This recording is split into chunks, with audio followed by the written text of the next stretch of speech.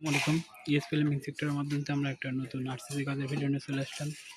তো আরসিসির কাজে পিট না ছাড়া ভালো কাজ আশা করা যায় না। তো আমরা ওই জন্যই ভালো কাজের জন্যই পিট করার চেষ্টা করতেছি।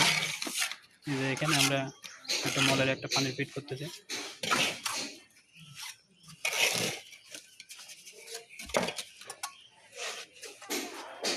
আরসিসির কাজে পিট না হলে সেই কাজ ভালো আশা করা যায় না। আমরা যারাই কাজ করব ইনশাল্লাহ চেষ্টা করব আরসিসির ক্ষেত্রে পিট করার। আমরা এই যে এখানে পাইপের মাথা কেটে দেবো, কাটা পিট হবে, পাইপ কাটা পিট হবে।